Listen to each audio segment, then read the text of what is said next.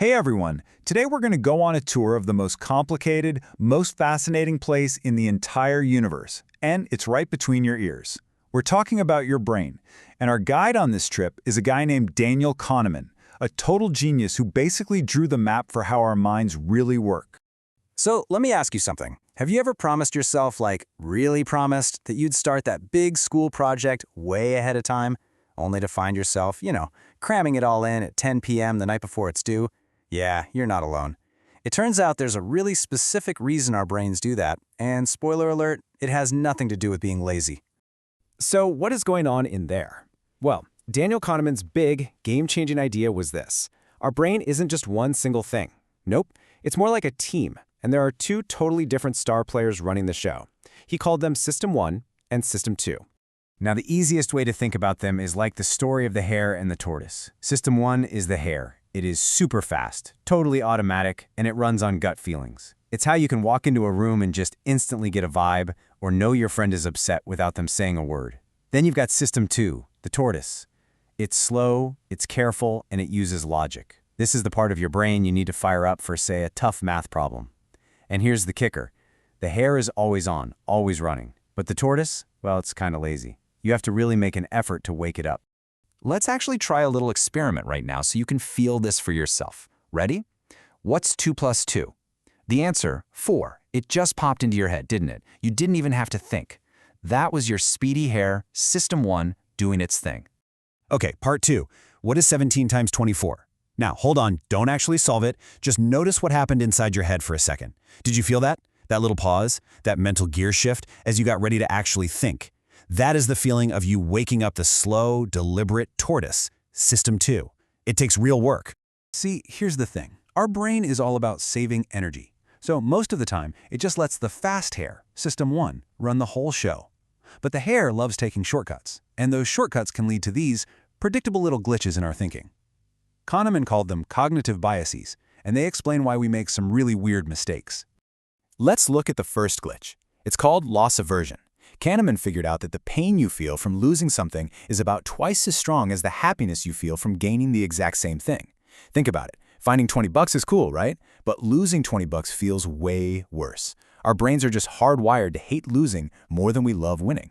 And then there's this one, the anchoring glitch.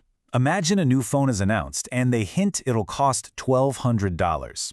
Instantly, your brain latches onto that number. It drops an anchor. So later, when they reveal the real price is $900, your brain doesn't go, whoa, $900 is a lot of money.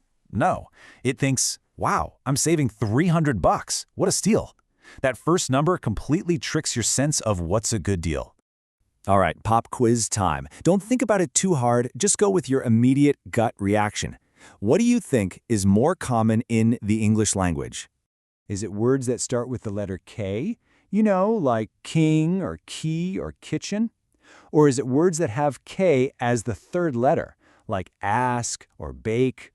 Just take a quick guess.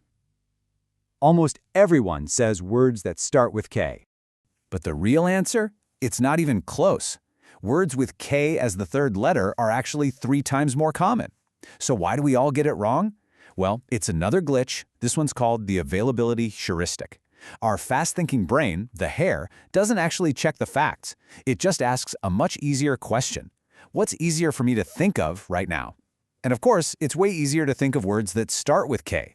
Our brain just makes the mistake of thinking that easy to remember means more common. And that brings us right back to where we started, that all-nighter you pulled for your project. This is a classic glitch called the planning fallacy. It's just our brain's natural tendency to be way too optimistic about how long a job is going to take. When you first thought about the project, your speedy System 1 was feeling super confident, totally ignoring all the times in the past when things took way longer than you thought. So it turns out our speedy System 1 doesn't just mess with our decisions in the moment, it also messes with our memories of the past. Kahneman discovered something really mind-blowing, that you basically have 2 selves. There's your experiencing self, who lives through every single second of your life, and then there's your remembering self, who's kind of like the storyteller who decides which parts are worth keeping. Okay, imagine this school camping trip. Day 1 is awesome. Sunny, lots of fun games. The best moment of the whole trip, the peak, happens on day 2, when you have these amazing s'mores around the campfire. But then, Right at the very end, a huge rainstorm hits and completely soaks everyone's tent. A total disaster. So, a week later, when someone asks you how the trip was, what story do you tell?